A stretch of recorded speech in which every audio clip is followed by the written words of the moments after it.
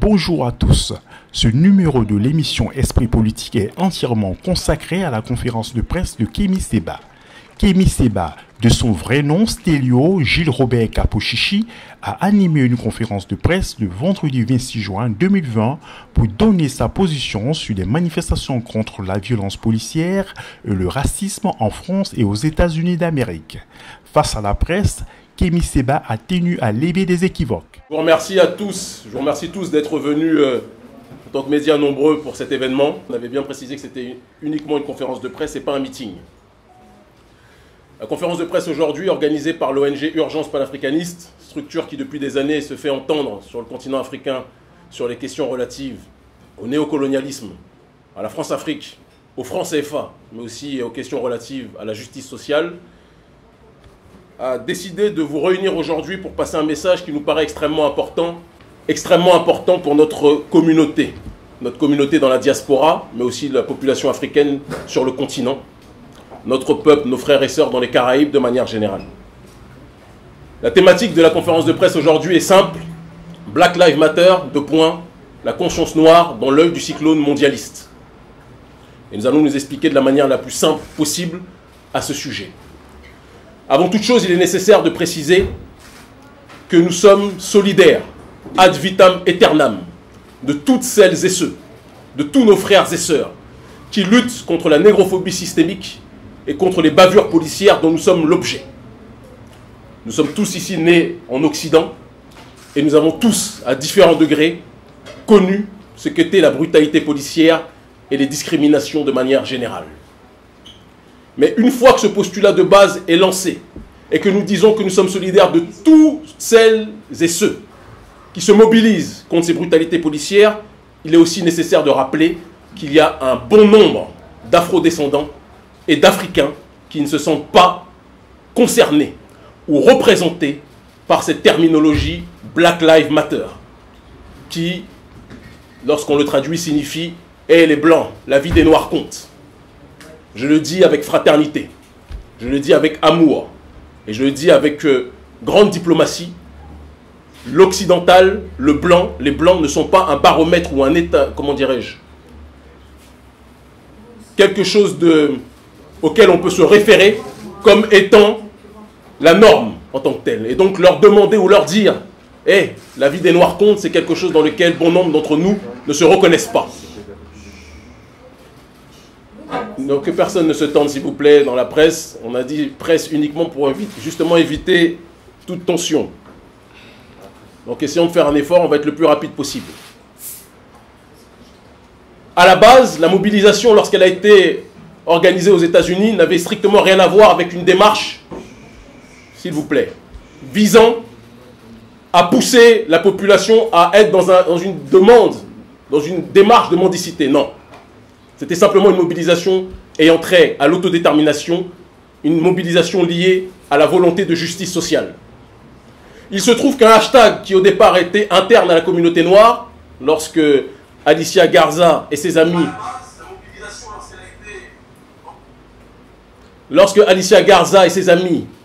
organisent plus que jamais, ou du moins écrivent cette lettre d'amour à la communauté noire, c'était une discussion interne pour dire aux nôtres, nos vies comptent. Ça a du sens.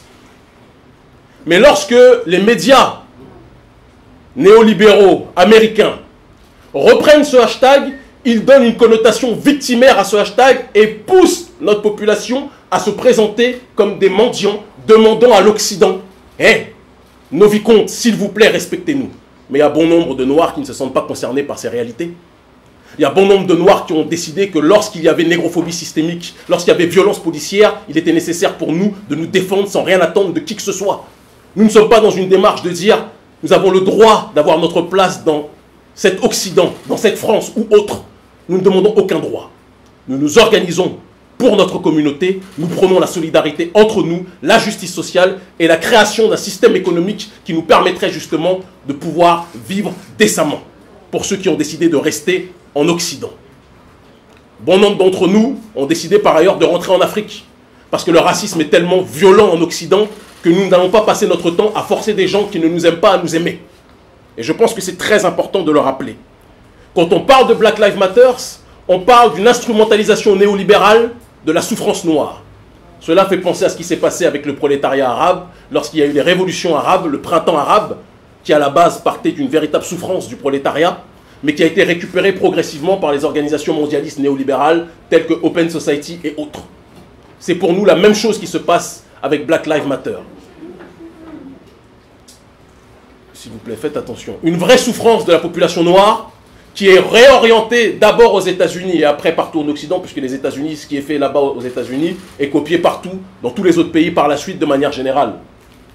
Une récupération par le duo qui est représenté par Joe Biden et son camarade néo-marxiste Bernie Sanders. Ces deux-là symbolisent les deux facettes du néolibéralisme. L'un, c'est le néolibéralisme économique assumé, avéré, représenté donc par Joe Biden, et l'autre, c'est le néo-marxisme, qui est censé être opposé au néolibéralisme économique, mais qui est toujours capable de s'allier à ce dernier, soi-disant face au péril fasciste. Nous, nous disons une chose simple, et nous pouvons adapter ça à la réalité de la France. On ne se reconnaît pas dans les forces néolibérales de gauche ou les prétendues forces d'extrême gauche qui disent vouloir accompagner notre communauté, alors que leur seul objectif, c'est de nous pousser à être dans un processus d'oubli de nous-mêmes, d'intégration, sans que nous puissions revendiquer véritablement notre identité en tant qu'afro-descendants. Nous en avons marre de ce paternalisme exacerbé de cette gauche qui, pendant des années, nous a fait croire qu'elle était notre amie, alors qu'en réalité, elle était toujours là pour nous manipuler et pour, quelque part, qu'on soit les tirailleurs vis-à-vis de leurs intérêts. Et on sait très bien comment ça va se passer aux États-Unis. On instrumentalise la souffrance noire pour que le vote des Noirs puisse arriver, atterrir dans les mains de Joe Biden. De la même façon, on le voit dans les mobilisations ici. Au départ, c'est une question de souffrance noire, et après, ça devient une mobilisation où, quelque part, c'est une rampe de lancement pour l'extrême gauche. La France insoumise, qui dans son mariage un petit peu étrange avec la gauche libérale ou la gauche néolibérale telle que représentée par les Inrecuptibles, c'est ce qui est en train, quelque part, de créer un cordon sanitaire autour de la prétendue cause noire en France. Il y a des gens qui ne veulent ni de la gauche, ni de la droite. Il y en a qui ne veulent ni de Mélenchon, ni de l'extrême droite façon Soral. Et je le dis de manière très claire, là aussi, pour que certains ne se trompent pas. On a pu parler avec certaines personnes à une certaine époque, mais les choses sont extrêmement claires aujourd'hui. Nous nous battons pour nous-mêmes, pour notre communauté, pour le continent africain, pour la diaspora. Nous prenons l'autodétermination et c'est notre seule et unique voie. Pour ceux qui veulent rentrer, nous prenons le retour en Afrique pour lutter contre le néocolonialisme. Parce que la France, qui se présente comme le pays des droits de l'homme, plus que jamais, accomplit une démarche de pillage sur le continent africain, pillage économique, pillage de nos ressources minières, pillage de nos ressources naturelles de manière générale. Et d'ailleurs, ça nous fait rebondir aussi sur la question de l'écho. France CFA déguisé, ils nous ont fait croire qu'ils avaient compris les revendications que nous organisions et que nous lancions depuis le continent, alors qu'en réalité, ils ont simplement customisé le franc CFA pour créer une sorte de zone franc élargie aux pays anglophones. Personne n'est dupe, et quand la monnaie éco sera sortie, que tout un chacun sache que nous nous mobiliserons de la même façon. Pour ce qui est maintenant de revenir à la question de Black Lives Matter, nous disons que entre Black Power et Black Lives Matter, nous préférons le pouvoir noir. Nous prenons l'autodétermination communautaire. Nous ne prenons pas la mendicité vis-à-vis des autres. Nous respectons tout le monde, quelle que soit votre couleur, quelle que soit votre religion. Si vous respectez la communauté, nous vous respecterons en retour. Mais nous ne vous considérerons jamais comme le baromètre de nos vies. Vous pouvez ne pas nous aimer, mais on va vous forcer à nous respecter, où que nous soyons dans ce monde. Et ça, c'est la réalité politique qui est la nôtre. Mais je le dis et je le répète, vous n'entendrez jamais dans notre discours, on a le droit d'avoir notre place dans cette France. On a le droit de construire cette France, non? Quand on pense à l'oligarchie française, et on sépare le prolétariat français qui n'a rien à voir avec ça, parce qu'eux-mêmes souffrent, il suffit de voir les gilets jaunes, quand on voit comment l'oligarchie française se comporte vis-à-vis de nous, on lui dit que France égale souffrance pour nos populations de manière générale. Et c'est pour ça que nous sommes solidaires du travail d'autodétermination qui est fait par nos frères et sœurs en Martinique et dans les autres pays des Caraïbes, parce que nous sommes un et indivisibles, même si tout a été fait pour nous diviser. Et de la même façon, nous menons ce combat. Nous avons lancé il n'y a pas longtemps une campagne pour débaptiser les noms des rues qui portent des noms coloniaux au XXIe siècle. C'est quelque chose qui n'est pas acceptable. Et donc c'est dans cette démarche-là que nous nous situons. Maintenant, je le dis aussi avec la plus grande simplicité, toujours dans ce logiciel qui nous pousse à ne pas forcer les autres qui ne nous aiment pas à nous aimer, nous ne sommes pas obsédés par la volonté de détruire des statuts en France métropolitaine. Que la France honore Colbert, c'est son droit. Les héros des uns sont les bourreaux des autres.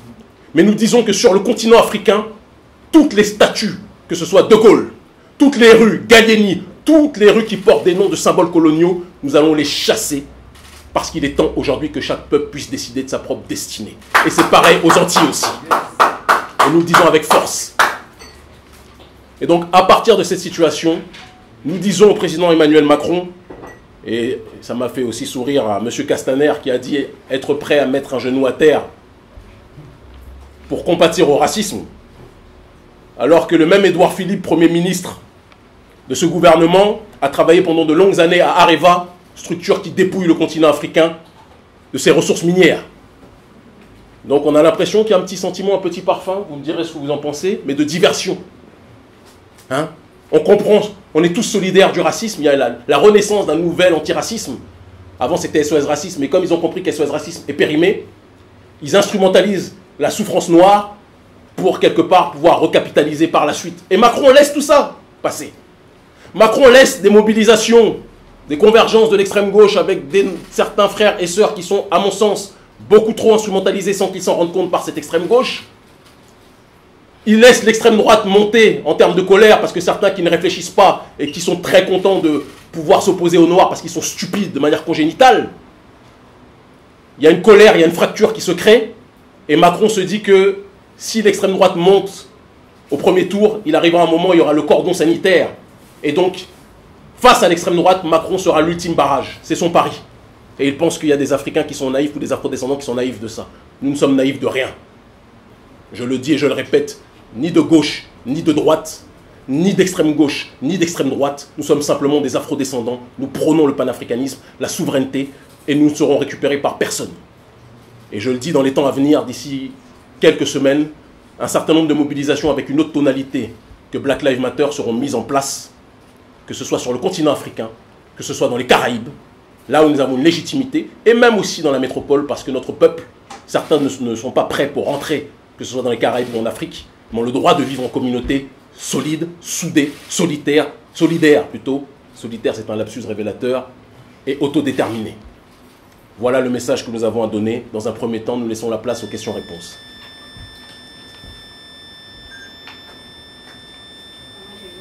Allez-y. Enchanté. Alors vous lancez une bourse qui appelle à débaptiser toutes les rues, tous les symboles et entrer au colonialisme sur le continent africain. Qui finance cette bourse et quels sont les critères d'attribution? Je vous réponds de la manière la plus simple possible, ma chère sœur. Vous savez que je suis propriétaire d'un centre commercial depuis un peu plus d'1 an et demi. J'ai un certain nombre de ressources, j'ai un certain nombre de soutiens, j'ai un certain nombre de frères dans le milieu du sport, dans le milieu de la musique, des artistes ou autres qui croient en mon combat depuis un certain nombre d'années et qui ont décidé de nous soutenir profondément depuis un certain temps parce qu'ils estiment que sur le terrain, sur le continent, nous sommes probablement l'une des organisations, si ce n'est l'organisation la plus efficiente sur les questions relatives à la souveraineté. Lorsqu'on a lancé la campagne contre le franc CFA, tout le monde disait que c'était l'Arlésienne, c'était un débat qui n'allait pas prendre. Les élites nous ont méprisés. Jusqu'au moment où on a été capable de tellement retourner la société civile à différents endroits du continent africain qu'aujourd'hui, le gouvernement français, même s'ils essayent toujours de manipuler la question, bien évidemment, ont été obligés de faire des changements cosmétiques parce qu'ils savent que la colère gronde et ils savent qu'on a la colère dans la main. Et je le dis de la manière la plus simple possible, cette bourse, l'objectif est de passer à une étape aussi qui vise à décoloniser l'espace public. Parce que autant nous ne sommes pas disposés à forcer d'autres populations à, comment dirais-je, considérer leurs héros comme des bourreaux, ça c'est leur choix, c'est un débat entre eux, mais autant dans les espaces où nous vivons, nous avons le droit de décider de notre propre destinée et d'avoir des espaces qui nous ressemblent. Avoir des endroits où les rues sont appelées Monsieur de Gaulle. De Gaulle est un héros pour les Français et je ne vais pas forcer les Français à avoir honte de leur héros. Mais j'ai le droit de dire que dans nos espaces, De Gaulle n'a rien à faire chez nous. Parce qu'il est le concepteur de la France-Afrique, il est le concepteur avec M. Focard du néocolonialisme, et donc les héros des uns sont les bourreaux des autres, et c'est dans cette démarche-là que nous avons lancé cette bourse. Cette bourse ne concerne que le continent africain, l'Afrique francophone. Alors, pour vous dire de manière très simple les choses, on a eu un long débat parce que dans notre organisation, on a toutes les nationalités issues de notre peuple, Afrique et Antilles. Le problème, c'est que si on laisse pour ce coup la place à nos frères et sœurs des Antilles, il y a tellement de noms d'esclavagistes partout qu'il suffit qu'ils fassent 5 actions qu'ils auront déjà gagné le pari. Donc c'est un jeu inégal. Donc on s'est dit qu'on va faire ça en Afrique francophone dans un premier temps, mais nous sommes très regardants par rapport à ce qui se fait dans les Caraïbes parce que nous aimons infiniment notre peuple. Nous avons la moitié de notre effectif qui est issu des Caraïbes, d'accord, dans le bureau national de l'ONG Urgence panafricaniste. Et donc nous sommes évidemment concernés par tout ce qui se passe et nous suivons tout avec une grande attention. Voilà. Et votre ONG s'appelle Urgence Panafricaniste. Avec un S. Alors quelles sont ces urgences justement? Les urgences sont multiples. On parle des questions de justice sociale. On a lancé un programme il y a quelques années, soutenu encore financièrement par bon nombre de sportifs, qui s'appelle Alodo, programme de justice sociale, un microcrédit sans intérêt, qui est fourni à des mères de famille en état d'extrême précarité au Bénin. Vous pouvez taper sur Internet Alodo, A-L-O-D-O, d'accord, pour que celles-ci puissent lancer leurs entreprises. Parce que quand on est dans un état d'extrême précarité et que dans nos pays, l'aide ne vient clairement pas de l'État, il faut que certaines structures puissent faire pour le peuple ce que les élites ne font pas pour nous. Et donc on a lancé ce programme depuis 2 ans maintenant. Et une fois que le microcrédit est remboursé, on distribue la bourse à d'autres mères de famille en état d'extrême précarité qui sont dans le besoin. Ça, c'est un de nos aspects quand on parle de la justice sociale. On a été extrêmement actifs dans cette période de Covid qui n'est d'ailleurs pas terminée, même si on a tendance à l'oublier visiblement. D'accord, en distribuant pendant des mois, et on continue à le faire, des kits sanitaires et alimentaires à des familles en état d'extrême précarité sur le continent africain. Tout est trouvable sur les réseaux sociaux, notamment sur notre page officielle Facebook. D'accord. Et je pense qu'on ne peut pas toujours attendre des autres. La démarche de l'organisation Urgence panafricaniste, c'est qu'il arrive un moment où notre peuple doit se prendre en charge lui-même, d'accord, sans toujours attendre que les autres viennent nous aider. On est dans une posture d'anti-victimisation totale. Arrêtez de quémander, arrêtez de se plaindre et agir. Je sais que mon nom ici en France est toujours synonyme de sulfure, parce que certaines personnes voudraient nous ramener à la période de la tribuca.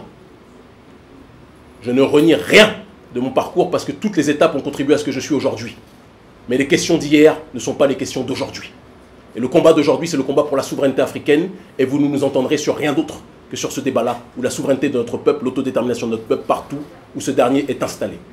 Si les questions d'hier ne sont pas forcément pour vous celles d'aujourd'hui, est-ce que les moyens d'hier et la véhémence que vous avez pu mettre à la fin des années 2000, y compris avec les gens qui vous suivaient, sont selon vous des moyens qui sont encore légitimes aujourd'hui? Est-ce que vous appelez à une action qui irait au-delà de la non-violence? Vous savez, ma chère madame, je pense que j'en ai traumatisé certains, peut-être vous-même aussi, et je vous passe la paix, avec un grand sourire. Mais je vous réponds clairement et simplement que depuis un certain nombre d'années sur le continent africain, on a réussi, si je ne m'abuse, à mettre la question du franc CFA et du néocolonialisme à un degré jamais audible, jamais autant audible au sein des sociétés civiles. On n'a effectué aucune violence. Mais nous disons une chose simple aussi. Quand on a la violence en face, il arrive un moment où chacun a le droit de songer à l'autodéfense. Est-ce qu'il y a dans les mouvements américains tels qu'ils sont aujourd'hui et duquel vous souhaitez vous détacher idéologiquement des méthodes d'action qui sont approuvées par votre ONG ou des choses qui continuent quand même à vous inspirer dans la lutte qui est menée par les Afro-Américains aujourd'hui? Aujourd'hui, ce qui nous inspire, c'est l'Afrique en priorité. Et nous disons à la diaspora installée en Europe qu'il serait temps qu'elle regarde beaucoup plus vers l'Afrique que vers le swag des États-Unis. Nous disons qu'il arrive un moment où il faut qu'on se retrouve nous-mêmes, qu'on se regarde nous-mêmes. On s'appelle tous ici Sissoko, Dambala, etc., Obatula et compagnie, mais on veut regarder les États-Unis comme si les États-Unis étaient le centre de gravité de nos choses. Eh bien, il y a une grande partie de la population, ici en France, contrairement à ce qu'on pense, qui regarde de plus en plus vers le continent africain.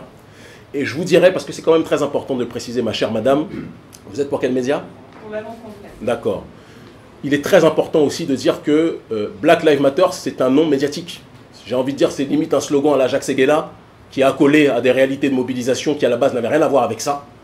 Nous sommes liés à énormément d'organisations afro-américaines, énormément de frères et de sœurs aux États-Unis qui ont fait des échanges, ils viennent de notre côté sur le continent, des fois nous venons de l'autre côté aussi. Et ces derniers, beaucoup ne se reconnaissent pas dans Black Lives Matter. Black Lives Matter est un slogan progressiste occidental qui a été repris à la base d'une discussion interne à notre communauté, d'accord, qui avait son sens. Mais lorsque vous le prenez pour nous présenter, je ne dis pas vous en tant que tel, je parle du système médiatique de manière générale, vous le prenez pour nous présenter comme des victimes. Eh bien, au XXIe siècle, il y a des gens qui vous disent que nous ne sommes pas des victimes. Et pour répondre à votre question, il est toujours intéressant de souligner que tous les peuples ont le droit de se défendre. Tous les peuples. Vous faites... il y a des attentats ici en France. La France va bombarder des pays en tuant parfois des innocents au Moyen-Orient. Est-ce vrai ou est-ce faux? C'est vrai. Je pense que c'est un minimum de réalité. Mais par contre, quand nous vivons une souffrance quotidienne depuis des siècles, sur le continent africain et dans la diaspora, et que nous disons il est temps de nous défendre, direct, on brandit le spectre de la violence. On dirait que tout le monde a le droit de se défendre, sauf la population africaine et afrodescendante. Eh bien, nous disons que nous ne demandons le droit et l'autorisation à personne pour nous défendre. Et comment vous allez inclure ce discours sur l'autodétermination face à des afrodescendants, comme vous les appelez en France, qui n'ont aucunement intention ou qui n'ont pas du tout la possibilité de partir? Qu'est-ce que concrètement ça va vouloir dire dans leur vie quotidienne quand face à vous, il y a Assa Traoré qui peut en ce moment mobiliser autour d'un discours qui répond quotidiennement à un quotidien très réel de ces jeunes afro, bien sûr, comme vous les appelez. Bien sûr. Je vous réponds d'ailleurs qu'elle est bien aidée par vous, puisque pour des raisons qui sont peut-être de votre agenda, vous pensez qu'il est bien qu'on prône l'intégration. Il y a d'autres personnes qui ne sont pas tous les afrodescendants, parce que jusqu'à preuve du contraire, ce ne sont pas tous les afrodescendants qui se réunissent dans ces mobilisations. Il faut le préciser aussi. On est beaucoup plus nombreux que le nombre qui était là, même s'ils avaient tendance à l'oublier parce que ça ne nous arrange peut-être pas. Il y a un certain nombre de gens qui pensent quotidiennement à l'Afrique, qui ne sont pas amoureux de votre pays. Je vous le dis aussi. Il y a des gens, il y a un certain nombre d'Africains, d'afrodescendants qui sont nés ici et qui pensent quotidiennement aux Caraïbes, à l'Afrique, et qui pensent quotidiennement à comment faire pour que leur pays puisse s'autodéterminer. C'est le premier point. Le deuxième point, c'est qu'il y a bon nombre de gens, y compris parmi mes frères et mes sœurs, parce que ce que vous ne savez pas, c'est qu'on a envoyé des militants aussi aux mobilisations de la sœur Assa, que vous aimez énormément, vous autres les médias, d'accord, et qui ont accompagné ce projet pour la simple et unique raison que Assa est notre sœur. Vous comprenez? Assa Traoré est notre sœur, et il n'y aura pas de division émanant de vous, entre elle et nous.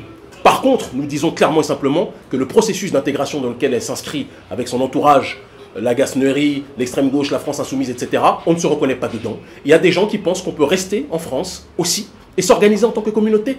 Les Chinois ne rentrent pas tous en Chine, mais s'organisent en tant que communauté et vous ne leur cassez pas les pieds. Donc on a le droit aussi, quand je dis vous, je ne vous agresse pas, ma chère madame, j'ai beaucoup de respect pour vous. Mais donc on a le droit, si on le souhaite, de vivre en communauté, de s'organiser en communauté, de prôner la solidarité entre nous, de consommer chez nous. Ça ne veut pas dire se fermer aux autres. On peut prôner, il y a un adage qui dit que l'unité parmi les nôtres permet de mieux nous unir avec le reste de l'humanité. Eh bien, il y a des gens qui pensent qu'avant de s'unir avec l'extrême gauche, avant de s'unir avec les autres minorités en tant que telles, il est temps de s'organiser, de s'unir entre nous en tant que communauté. Et croyez-moi, ce discours est beaucoup plus prégnant que vous le pensez. Et c'est pour ça qu'aux Antilles et en Afrique, les choses bougent de cette façon, parce qu'il y a bon nombre d'Africains et d'Afro-descendants qui ne sont pas concernés par le projet républicain tel que vous l'imposez aujourd'hui. Ok, finalement, est-ce que la solution n'est pas la prise du pouvoir par des questions qui partagent vos idées en Afrique? Et quels sont les débats chez vous entrepreneurs? Alors, on va être très clair, on ne peut pas forcément tout dire, mais il faut que vous sachiez qu'au Bénin, comme dans d'autres pays, il y a les présidents qui sont très proches du gouvernement français, qui sont liés à la France-Afrique, et qui donc par conséquent nous combattent. Mais l'Afrique, c'est 54 États, et vous seriez surpris de voir le nombre de dirigeants ou de personnes de différents gouvernements en Afrique qui nous soutiennent. Ne pensez pas qu'on peut mener ce combat à cette intensité et bouger autant à cette fréquence dans tous les pays d'Afrique francophone ou de la diaspora si on n'a pas, dans certains pays, peut-être anglophones ou autres, des gens qui croient en notre combat. Donc on est dans une ligne, on est dans un processus. J'ai 38 ans aujourd'hui. Il arrivera un moment où l'étape institutionnelle se fera. Pour l'instant, on est dans la démarche de la société civile et objectivement, on est très satisfait de ce qu'on fait sur le continent et dans la diaspora. Et je rebondis, si vous me permettez, mon cher frère, parce que la question de la dame, même si elle a fini, elle est peut-être partie, je ne sais pas où elle est exactement. Il y a un mythe en France qui est que les gens pensent que être noir en France, c'est mépriser l'Afrique, c'est mépriser les Antilles, et ne voir le bonheur qu'en bleu, blanc, rouge. Il y a des gens qui ne voient pas les choses comme ça. Il y a des gens qui ne sont pas naïfs et qui se souviennent de 98, quand on était tous en train de chanter aux Champs-Élysées, Black, Blanc, Beurre, on est tous unis, on est tous des êtres humains, on est tous des Français. Puis quelques mois après, ça a été Jean-Marie Le Pen qui a fait son plus gros score au premier tour, pardon. Nous sommes naïfs de rien. Nous voyons que le système médiatique, tout en poussant, en surmédiatisant certaines mobilisations, est dans une démarche aussi de faire en sorte que des Zemmour de l'autre côté puissent être surmédiatisés. Il y a un projet, il y a un agenda ici. Et nous ne sommes pas bêtes. Nous ne sommes pas bêtes. Nous pensons que nous ne voulons pas, nous disons que nous ne voulons pas être entre une guerre et une autre, nous voulons penser pour nous-mêmes. Nous ne voulons ni être affiliés à la France insoumise. Nous vomissons le RN, et je le dis avec une grande force. Nous vomissons Mélenchon, nous vomissons Soral, et nous vomissons tout ce spectre politique qui ne nous concerne pas. Nous pensons pour nous, par nous-mêmes, et c'est le combat que nous menons depuis un certain nombre d'années sur le continent et dans la diaspora avec l'ONG Urgence Panafricaniste. Autre question. Justement, vous êtes très actif sur le continent africain. Est-ce que vous suivez la crise actuelle politique qu'il y a au Mali? Si oui, quel regard portez-vous à cette crise? On la porte et on est d'autant plus concerné que je suis très combattu par le président Ibeka, qui, lorsque j'organise des manifestations de plusieurs milliers de personnes à Bamako, m'interdit, comme cette année en février je crois, de rentrer, de prendre l'avion pour atterrir à Bamako. Et donc les mobilisations, nos militants, les membres d'Urgence Panafricaniste font partie prenante et font partie des têtes qui mènent, qui contribuent à ces mobilisations contre le régime, nous le disons simplement, parce que ce régime-là est un régime qui est lié à la France-Afrique. Nous nous interrogeons aussi sur certaines personnes de l'opposition, qu'on ne soit pas naïfs, mais nous disons que Ibeka est un problème pour l'Afrique. Nous disons de la même façon que des gens comme M. Condé sont des problèmes pour l'Afrique, et que la plupart des dirigeants d'Afrique francophone qui sont mains liées et pieds liés avec le gouvernement français sont des problèmes pour nos populations en tant que telles. Et dire cela ne signifie pas que nous sommes dans une démarche systématiquement d'être anti-français. Nous sommes extrêmement solidaires du prolétariat français qui souffre aussi dans sa diversité. D'accord ? Mais nous nous opposons à une oligarchie qui n'a pas de couleur, qui n'a pas de religion. Sa seule couleur, c'est l'argent. Et c'est ce contre quoi nous nous battons. Est-ce que vous pensez que cette lutte va aboutir à quelque chose? La lutte qui se passe actuellement, les manifestations. En France? Au Mali. Ah, au Mali. D'accord. Au Mali... Oui, il n'y a pas de problème. Bon, vous savez, quand il y a une majorité de Noirs, souvent, on croit qu'on est chez nous. C'est comme ça. Il suffit de voir à Château d'Eau. Et donc, plus sérieusement, au Mali, on espère, et en tout cas on agit, et nos militants agissent de la plus grande des façons pour qu'on puisse arriver à un changement. Évidemment, c'est l'objectif. Et l'objectif sous-jacent, c'est que les bases militaires françaises puissent déguerpir aussi, parce que la France, quand on voit un certain nombre de mobilisations, elle a peut-être besoin de l'armée française plus que le Mali. Voilà. C'est notre regard dessus. Alors, vous dites que vous êtes solidaire du prolétariat. Sur votre vidéo YouTube, vous dites que vous êtes solidaire de la lutte des classes et pas la lutte des races. Or, Manuel Valls, qui avait fait interdire l'Africa, lui, il pense que la lutte des classes va laisser place à la lutte des races. Qu'est-ce que vous en pensez? En tout cas, Manuel Valls, je ne sais même pas de quelle classe il est, ni de quel bord il est. C'est le premier point, puisqu'il change tous les week-ends. Et le deuxième point, c'est qu'il y a des gens qui veulent qu'il y ait une lutte des races. Moi, je regarde, je suis arrivé il y a quelques jours en France. Je repartirai dans quelques semaines en Afrique parce que c'est là où je vis. D'accord, même si j'ai des militants qui sont ici. Je regarde un certain Eric, qui lui aussi, pourtant, a un passé sulfureux. Il a un présent sulfureux, mais lui, il a la télévision tous les jours. Et il a le droit de dire tout ce qu'il veut. Il a le droit de vomir sur une partie de la population. Et donc, il pousse une partie de la population. Les médias aident aussi une autre tendance à cracher sur une autre partie de la population. Donc on a deux parties de la France qui se crachent les unes sur les autres. Et il y a une oligarchie que je ne citerai pas. J'ai déjà assez de soucis comme ça. D'accord ? Politique, qui n'est pas religieuse. Une oligarchie néolibérale qui se sert de ces tensions communautaires pour ses propres intérêts. Et je dis qu'il y a un problème sur ce terrain-là, que nous sommes très observateurs sur ce terrain-là, et que quoi qu'il arrive, c'est la lutte des classes. Moi, je vis en Afrique, le problème, c'est l'oligarchie africaine. Elle n'est pas blanche. Elle est noire, plus noire que certaines des tenues noires que vous avez ici. Mais pourtant, je peux vous assurer que leur cœur, il n'est pas noir. Donc il y a un problème de fond sur ce terrain-là, c'est un problème lié au milieu de l'argent, d'accord ? Et c'est sur ce terrain-là que nous devons nous installer pour réagir et pour résister, comme nous le faisons depuis un certain nombre d'années, je le pense, avec efficacité. Voilà. Il y avait une dame qui voulait poser une question, parce qu'elle se plaignait qu'on ne parlait pas assez de la France. C'était peut-être TV Liberté, je ne sais pas.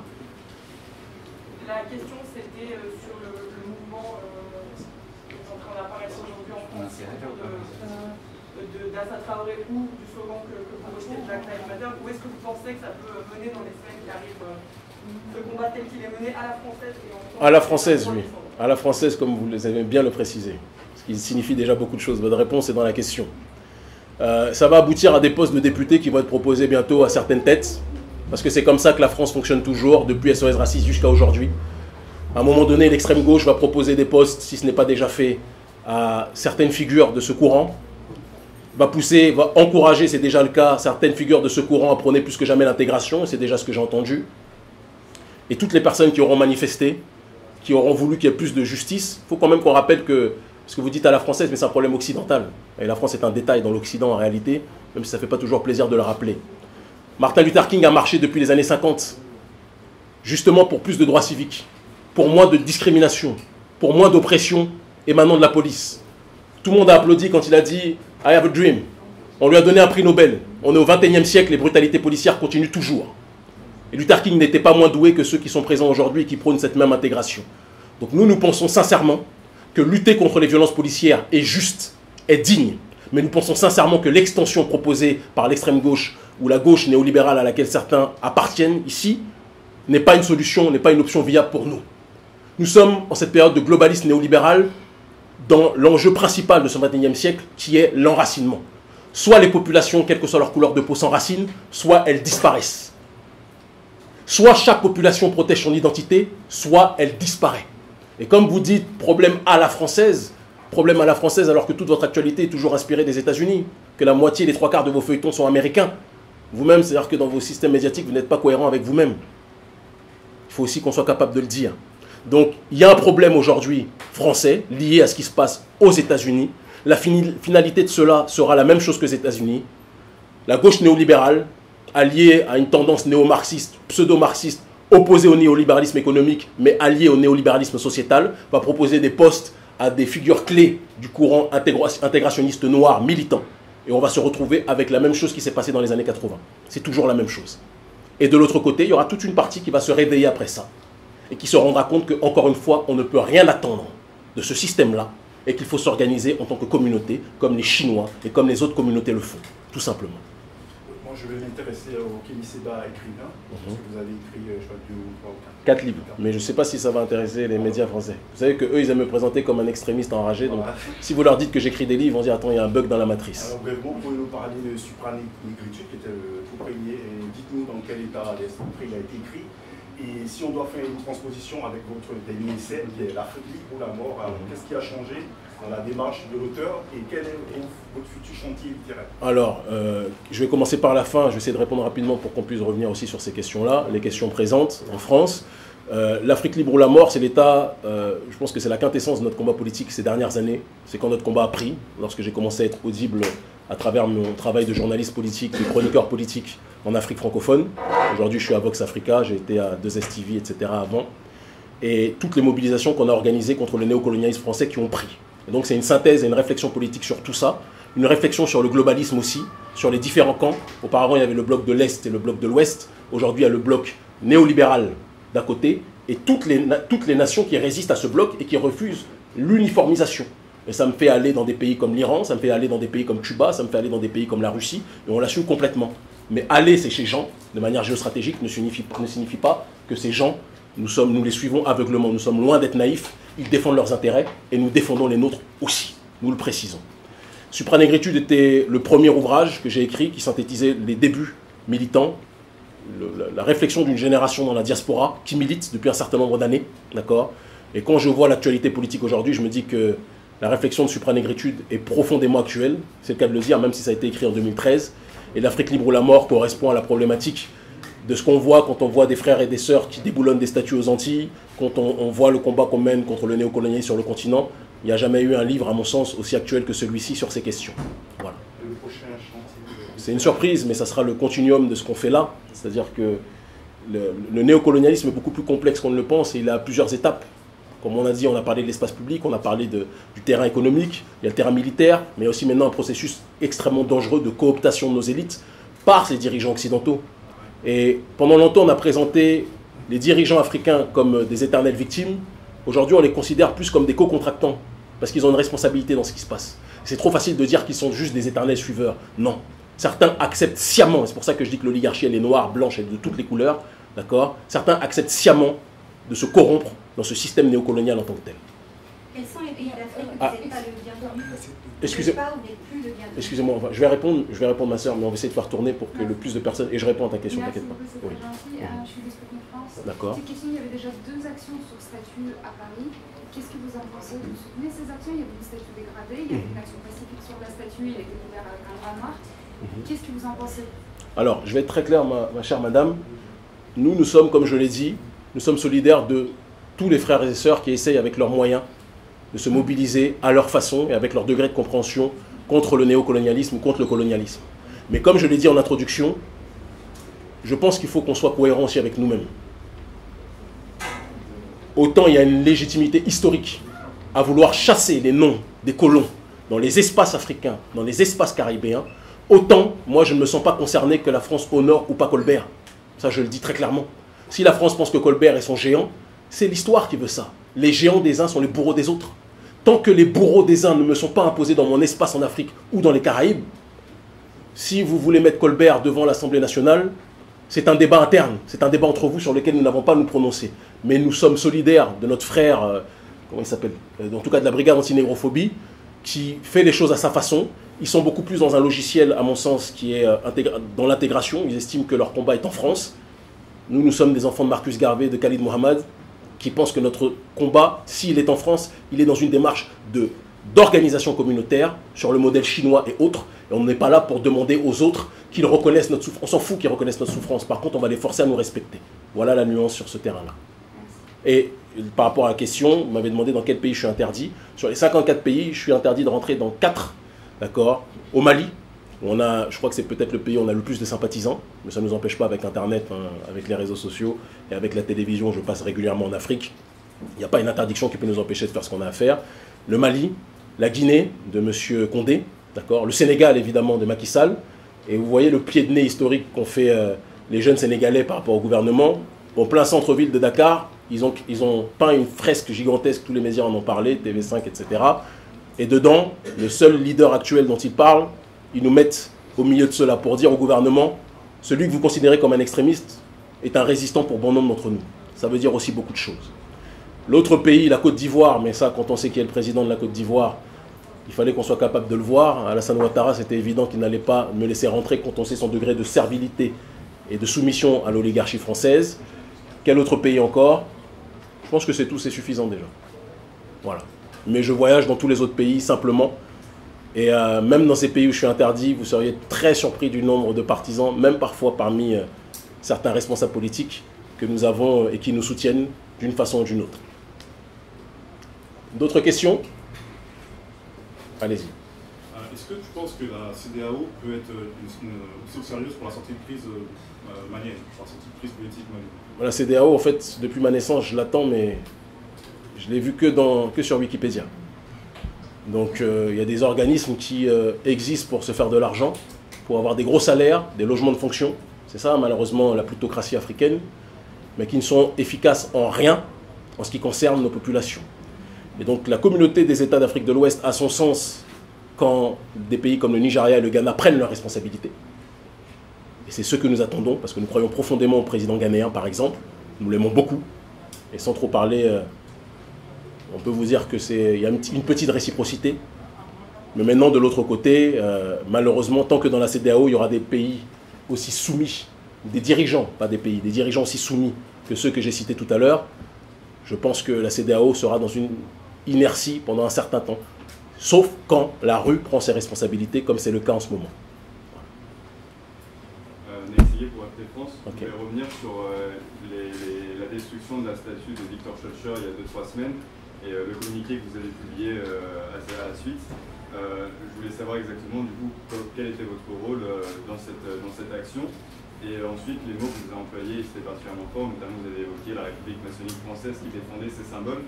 Je voulais savoir ce que vous entendiez par là, et du coup, quel était votre rôle Alors, de la manière la plus simple possible, il y a des gens qui aiment s'arroger des rôles qui ne sont pas les leurs, et donc nous, on a la pudeur de dire que c'est un acte autonome des militants, notamment de ma petite sœur Jay Hassani, d'accord, de mon petit frère Joe King, de ma sœur Mimi Ouezi, entre autres, hein. En réalité, ils ont inspiré, mais c'était pas eux qui étaient sur le terrain. C'est important de le préciser, puisqu'il y a en ce moment des enquêtes qui sont faites, c'est pas eux qui étaient sur le terrain, mais ils ont fait partie de ceux qui ont inspiré, qui ont théorisé cela, et après des militants sont allés sur le terrain et ont fait ce qu'ils avaient à faire. Et maintenant, j'étais là au moment où certaines réunions se sont faites au sujet de cette action. Nous étions là avec tout notre staff, puisque nous allons régulièrement dans les Caraïbes, et nous avons des liens très forts avec la mouvance, justement, souverainiste, que ce soit en Martinique, que ce soit en Guyane, que ce soit en Guadeloupe, et les autorités le savent. Et les autorités ne sont pas forcément contentes. Et c'est très important que vous posiez cette question parce que tout à l'heure, j'ai parlé de Colbert devant l'Assemblée nationale en vous disant que qu'on laisse Colbert ou qu'on ne le laisse pas, ce qui se passe en France métropolitaine n'est pas mon problème. Mais ce qui se passe aux Antilles, c'est notre problème. Et en effet, Schœlcher n'a pas à avoir sa place là quand on sait tous ceux qui ont résisté parmi notre peuple et qui ont fait en sorte que le système de l'esclavagisme vacille partiellement, parce que l'esclavagisme continue aujourd'hui encore. Il suffit de voir la question de la chlordécone, il suffit de voir le monopole des béquets aujourd'hui. On se rend compte quand même qu'il y a un problème économique et sociétal puissant et profond. Et nous disons qu'en effet, il faut débaptiser les rues, il faut décloisonner ces espaces, et les Caraïbes ont le droit d'enlever tous les noms des personnes liées à l'esclavagisme ou au colonialisme, que ça plaise ou pas à la droite nationale ou à l'extrême droite complètement malade. Nous le disons et simplement, nous avons le droit de faire ce que nous pensons être bon dans ces espaces-là. Maintenant, pour ce qui est de la France métropolitaine, si vous voulez garder Colbert devant l'Assemblée nationale, ça nous rappelle, pour moi, à la limite, c'est peut-être même un avantage. Ça permet à chacun qui croit que ici c'est Mamadou au pays des merveilles, de se rappeler que celui qui est devant l'Assemblée nationale, c'est quelqu'un qui a restitué le Code noir, qui a instauré le Code noir, qui était, il faut le préciser aussi, un système qui organisait de manière juridique l'esclavage, là où auparavant, cette barbarie se faisait sans loi. Là, ça s'est fait avec loi. Ça ne le rend pas meilleur, comme j'ai entendu certains fous, comme Julien Drey le dire, en disant que c'était une progression.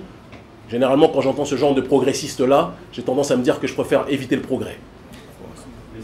Et pour la franc-maçonnerie, écoutez, j'ai découvert avec surprise, il y a des gens qui sont déclarés, ils ont fait leur franc-maçonnerie out, d'accord? Ils sont revendiqués francs-maçons, on n'a pas parlé d'eux, j'ai entendu Golnadel, j'ai entendu, je ne vais pas commencer à tous les citer, la liste est longue, d'accord? Caroline Fourest, on a parlé de personne d'autre que la République maçonnique, et ils se sont tous déchaînés contre certains médias, j'ai souri.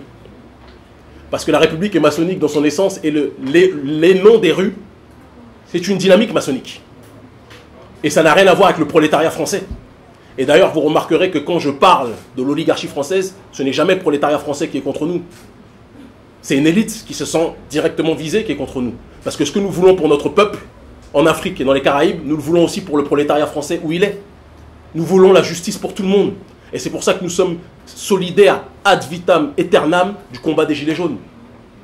Parce que ce n'est pas un combat de couleur, c'est un combat de justice sociale. Et la République maçonnique sait très bien de quoi nous parlons quand on parle de justice sociale, et c'est ce qu'ils ne veulent pas. Voilà. On va faire un peu de fiction. Excuse-moi, grand frère, excuse-moi. Oui, je comprends bien. Est-ce qu'il y a d'autres questions? Parce qu'il y a d'autres médias qui n'ont pas encore posé de questions. D'autres médias? Oui, quels médias? L'association Canonity. D'accord. C'est un média, ça? Non, on est un média aussi. D'accord, ok. En fait, aujourd'hui, on constate que de plus en plus de jeunes afro-descendants te suivent, sont alertes de ce qui se passe sur le continent. Et justement, on voulait savoir aujourd'hui, comment tu penses que cette jeunesse issue de la diaspora peut agir dans un sens d'action? Alors, je pense que notre ONG est le plus grand symbole de ça. La moitié des membres de notre ONG sont nés sur le continent, et la moitié des membres de notre ONG sont nés aux Antilles ou en France.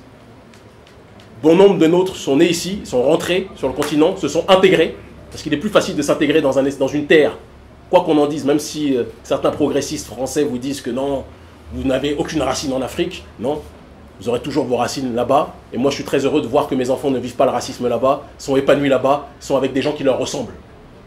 D'accord? Et donc rentrer sur le continent, venir avec humilité, apporter le peu de compétences que l'on a, et mêler ces compétences aux compétences qu'il y a sur le terrain, je peux vous assurer que ça donne quelque chose de fort. Je suis rentré en 2011, j'ai connu une ascension dans les médias jusqu'à aujourd'hui. J'ai mené mon combat politique et je vois la manière dont les choses prennent, comme tu le dis. Et si moi qui suis né en France, j'ai pu faire ça, je ne suis pas meilleur que toi, je ne suis pas meilleur que qui que ce soit parmi ceux de la diaspora. Si on l'a fait, c'est que chacun d'entre vous, vous pouvez le faire. Et dire cela ne signifie pas que vous êtes forcés tous de rentrer en Afrique.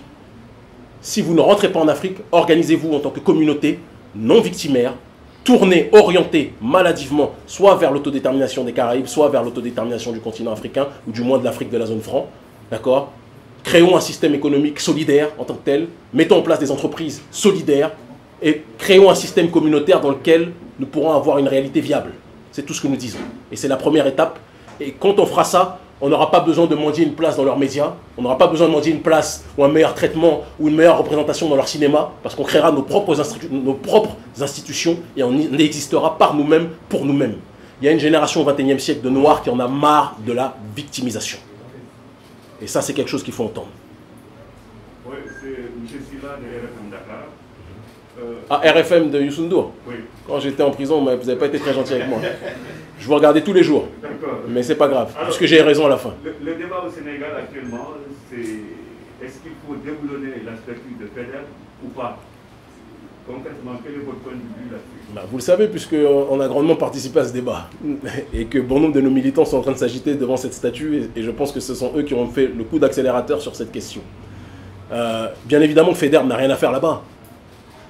Que moi, si Macky Sall me laisse rentrer, c'est moi qui vais aller déboulonner la statue. Je le dis, après avoir mangé un bon plat de tchèpouyab, c'est ce que je vais faire. Cette statue c'est comme si vous mettez la statue de Hitler à Jérusalem et vous dites, mais ça c'est l'histoire. On ne doit pas oublier l'histoire. Hitler, il est lié à nous de manière éternelle. Ben non. Ben non. On a le droit d'avoir des héros, des symboles qui nous ressemblent. On peut mettre Faidherbe dans un musée au sujet des crimes contre l'humanité. Ça, je pense que ça a du sens. Mais il n'a pas sa place là-bas. Et ceux qui défendent ça sont les mêmes qui ont contribué, quelque part, à vendre leurs frères à Gorée. Macky est peut-être concerné par ça. Autre question. Ah, vas-y. Juste qu'on fait un peu de fiction. Donc, Kémy Séba et urgence dans l'africanisme dans 5-10 ans, ça sera quoi? Il y a de fortes chances que dans 10 ans, il y a une démarche institutionnelle qui soit installée. Et si je vous fais une petite confidence, là, dans les récentes élections, il y a l'un des partis les plus importants du Bénin, qui avait demandé à ce que je sois dans la direction du parti. J'ai estimé que les conditions n'étaient pas réunies pour que ça se fasse. J'ai 38 ans, j'ai le temps. Il arrivera un moment peut-être où des choses se feront. Que ce soit au niveau national ou au niveau de l'Union africaine, nous verrons. Mais une chose est certaine, au XXIe siècle, ce sont ceux qui sont les plus entendus et audibles qui influencent la vie sociétale sur le continent. Et les autorités de notre continent sont obligées de reconnaître, même le président Roch Marc Kaboré, lors de notre rendez-vous, président du Burkina Faso, lorsqu'il m'a reçu, la deuxième fois, il y a eu quelques problèmes puisqu'il était absent et son gouvernement s'est un petit peu agité contre nous. Mais lorsqu'il m'a reçu, il a reconnu que nous étions plus suivis dans son propre pays que lui-même, par une partie de la jeunesse du Burkina. Donc ça doit pousser à la réflexion. Et aujourd'hui, les réseaux sociaux sont un très bel indicateur de beaucoup de choses. Donc, le moment venu, on fera ce qui est nécessaire. Le moment venu. Voilà. Il fait tellement chaud, c'est pas que je veux vous chasser. Si vous avez encore 2-3 dernières questions, on va les poser. Et après, je vais vous passer la paix et vous saluer et vous dire au revoir. D'autres questions? Suite à l'impact du Covid-19 sur la communauté en général, est-ce que vous craignez des mouvements économiques, civils, type Gilets jaunes, qui vont se renforcer justement suite à l'impact du Covid-19, et en particulier sur les minorités? Vous parlez ici? Ici ou ailleurs, aux États-Unis, en Afrique. Est-ce que vous pouvez repréciser votre question, s'il vous plaît? Vous savez que le Covid-19 a plutôt touché nos populations, très clairement.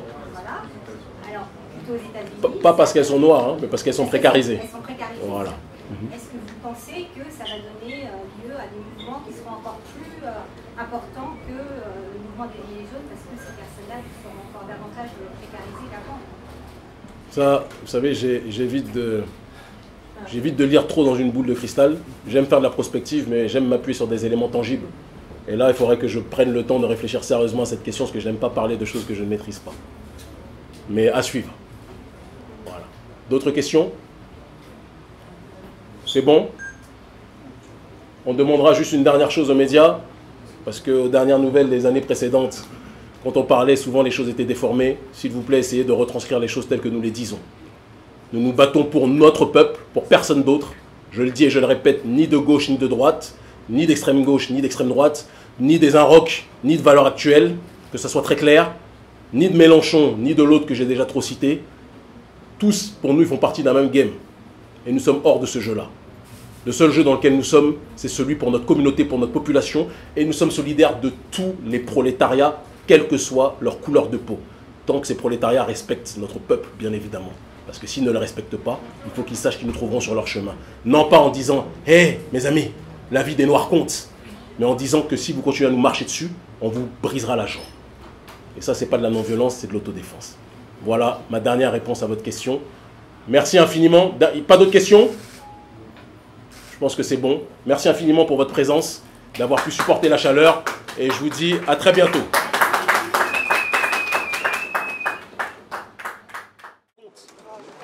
respecte tout le monde, mais le blanc n'est pas un baromètre pour nous, pour qu'on puisse lui dire notre vie compte, s'il te plaît, respecte-nous. Si un blanc nous manque de respect, s'il nous marche dessus, on lui prendra la jambe et il n'aura plus de jambes par la suite. C'est comme ça qu'on fonctionne. Mais on n'est pas dans une démarche de dire hey, la vie des Noirs compte. Nous sommes des êtres humains. On n'a pas besoin de baromètre de qui que ce soit pour qu'on soit des êtres humains. Dire cela ne signifie pas qu'on est opposé à qui que ce soit. On est solidaire de tous les prolétariats, tant qu'ils sont solidaires de nous autres aussi. D'accord? Les gilets jaunes, tant qu'il n'y a pas de négrophobie, ce sont nos frères de lutte, qu'on soit clair. Mais nous le précisons avec force, avec fermeté, la posture victimaire dans laquelle le néolibéralisme économique et sociétal, façon Joe Biden et son ami néo-marxisme, mais qui en réalité l'a rejoint, qui est à chaque fois j'oublie son nom, Bernie Sanders, c'est pas quelque chose dans lequel on se retrouve. Et de la même façon en France, on ne se reconnaît pas dans, soi-disant, comment dirais-je, cet intégrationnisme noir accompagné de Jean-Luc Mélenchon ou des Inrocks, etc. Il y a des gens qui ne veulent pas de mendicité. Il y a des gens parmi notre communauté qui veulent s'autodéterminer. Il y a des gens parmi notre communauté qui vous disent les brutalités policières. Et ils étaient très nombreux aux manifestations, il ne faut pas qu'on se trompe. Tous ceux qui sont partis manifester n'étaient pas des mendiants. Beaucoup qui sont partis manifester ne sont pas venus en disant on veut ça parce qu'on veut être intégré. Ils sont venus manifester parce qu'ils disaient on en a marre de la brutalité policière. Mais que l'on soit clair, il y a des gens qui ne veulent pas une mendicité vis-à-vis de la France. Ce qu'on veut, on l'obtiendra. Certains veulent s'organiser en tant que communauté et qui ne sont dans aucune démarche de victimisation. C'est la démarche dans laquelle nous sommes. Nous prenons la solidarité économique, nous prenons la solidarité culturelle, nous prenons la solidarité politique et nous demandons à notre communauté de cesser d'être inspirée de manière aveugle par le Black Swag américain alors qu'on s'appelle Sissoko, Dambala ou autre.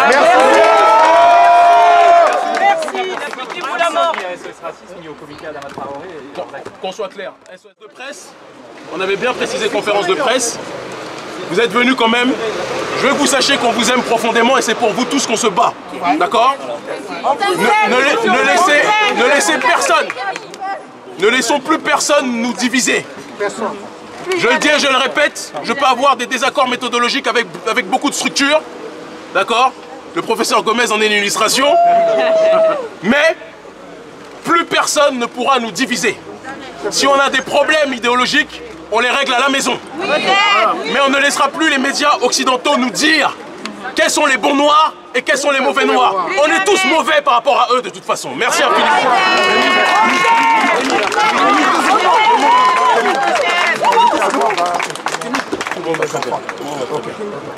Très bien. Tu es venu quand même, oui. Mais je te vois partout. Non. Je t'ai même vu dire des bêtises sur moi en vidéo.